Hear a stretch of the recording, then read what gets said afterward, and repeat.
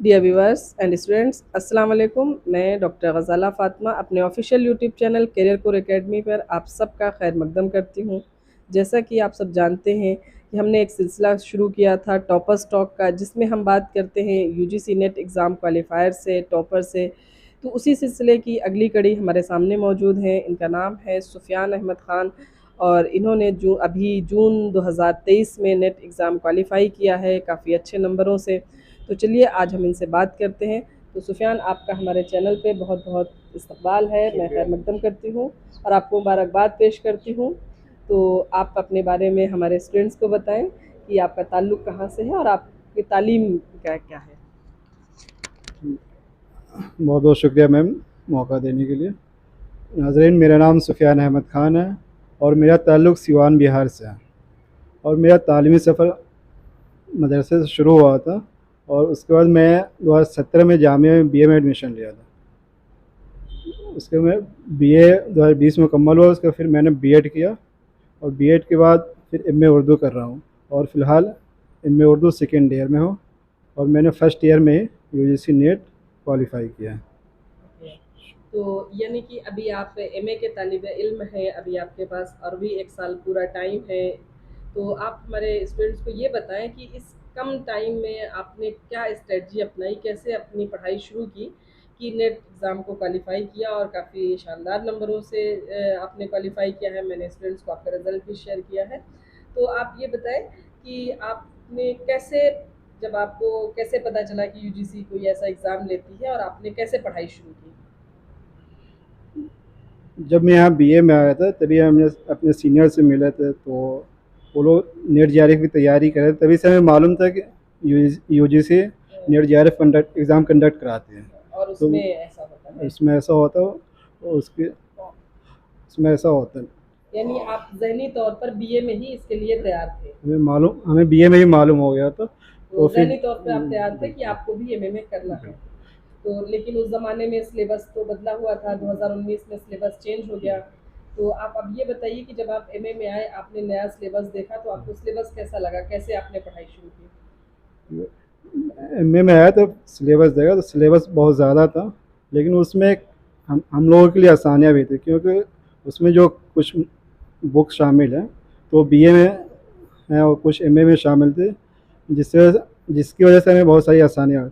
फिर मैंने जब तैयारी शुरू की बाज़ाब्ता तौर पर, तो देखा मैंने कौन कौन सी किताबें नहीं पढ़ी हैं। तो सबसे पहले मैं उन किताबों को लाइब्रेरी से निकाला, दोस्तों से मांगा, तो उसका मुताला किया। फिर यानी आपने असल मतन जो था सिलेबस में शामिल, सबसे पहले आपने उसको पढ़ना शुरू बिल, किया। बिल्कुल असल मतन के बगैर एग्ज़ाम क्वालिफाई करना कोई मायने नहीं रखता है, बिल्कुल, बिल्कुल। क्योंकि सिलेबस में चीज़ें इसलिए शामिल होते हैं ताकि बच्चे उसका मुताला करें। बिल्कुल, बिल्कुल। चूँकि ये एक बड़ा एग्ज़ाम है, नेशनल एलिजिबिलिटी टेस्ट का है, आप इसके बाद लेक्चरशिप के लिए, असिस्टेंट प्रोफ़ेसर के लिए अहल हो जाते हैं। अगर आपने खुद भी मुताला नहीं किया होगा, तो आप बच्चों को कैसे मोटिवेट करेंगे, उनको कैसे पढ़ाएँगे? तो इसलिए आप ज़रूरी है इस कि बात को मतलब स्टूडेंट से कहना चाहते हैं बिल्कुल कि सबसे पहले वो ओरिजिनल टेक्स्ट को पढ़ें। जब भी तैयारी शुरू करें तो सबसे पहले मतन पर फोकस करें, उसके बाद ही कुछ दीगर चीज़ों का मुताला करें। ओके। तो आप ये बताइए, आपने कितने घंटे आप इस एग्ज़ाम के लिए देते थे? यहाँ पे तो अल्हम्दुलिल्लाह आपके लिए लाइब्रेरी मौजूद है, बिल्कुल। तो आप अपना कितने घंटे लाइब्रेरी में बिताते थे?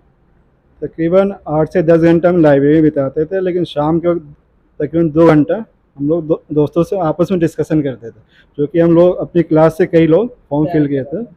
तो इसका हमें कुछ ज़्यादा फ़ायदा हुआ डिस्कशन का। तो इस वजह से नाज़रीन को बोलना चाहेंगे कि वो अब मुताले के साथ साथ डिस्कशन भी ज़रूर करें। यानी कि पढ़ाई आप अलग-अलग करते बिल्कुल थे, शाम में जब मिलते थे तो बिल्कुल। डिस्कशन करते थे, जी। जिससे एक दूसरे का कि इसने जो बहुत सारी पढ़ा है और बहुत जी सारी इन्फॉर्मेशन आप जी लोगों को बिना पढ़े भी मिल जाती थी और या कॉन्सेप्ट क्लियर हो बिल्कुल। जाता था। और चीज़ें एग्ज़ाम हॉल में भी फ़ायदा होता है और चीज़ें याद आती हैं, डिस्कशन वाली जो चीज़ होती है तो वो एग्ज़ाम हॉल में याद आती हैं। यानी आदमी कि पढ़ता है वो भूल भी जाता है, लेकिन डिस्कशन वाली जो चीज़ें होती हैं वो याद रहती हैं। डिस्कशन और रिवीजन बिल्कुल दोनों सेम काम करते हैं। बिल्कुल तो बिल्कुल। चलिए, आप ये बताएं कि आपने जब तैयारी शुरू की थी, तो ये तमाम चीज़ें जब आप डिस्कशन करते हैं, उसके अलावा आप अपने नोट्स किस तरह बनाते थे? आप तारीखों को कैसे याद रखते थे? उसके लिए आप क्या करते थे? कोई ट्रिक बनाई थी आपने या डिस्कशन से ही उसको सॉल्व करते थे? मैं इस बार तो चूँकि वक्त बहुत कम था और हमारा सेमेस्टर एग्ज़ाम भी चल रहा था, तो तारीख़ें जो पहले से याद थी उसी पे हम रिवीज़न किया, नई तारीख़ याद नहीं किया, और इसका थोड़ा कहीं न कहीं हमें नुकसान भी हुआ एग्ज़ाम में।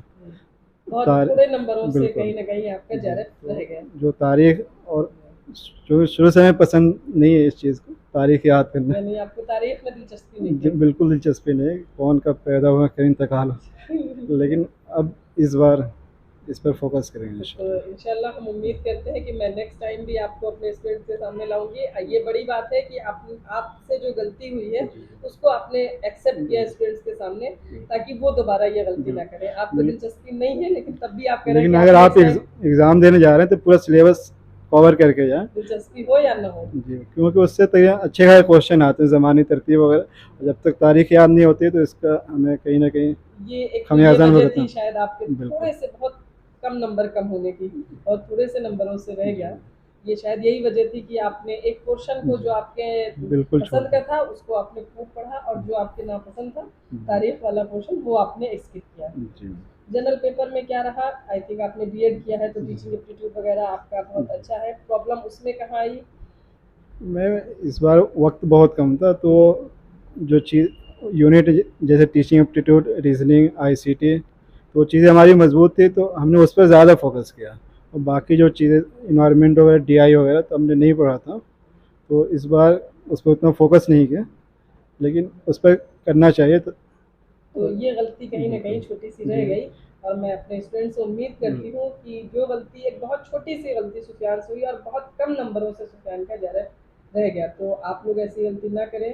कोई क्वेश्चन ना छोड़ें, चाहे जनरल पेपर का हो या उर्दू का। 10 यूनिट्स को आपको अपनी पूरी कोशिश करनी है कि उनको कवर करना है।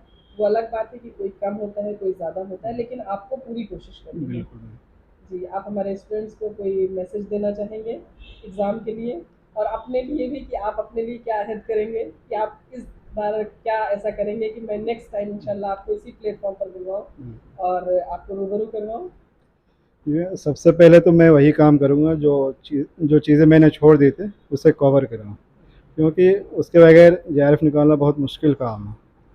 और इस बार पूरी कोशिश करूँगा कि जो भी सिलेबस है, जो चीज़ें रह गई थी कम वक्त की वजह से, उसे पूरा कर लूँ।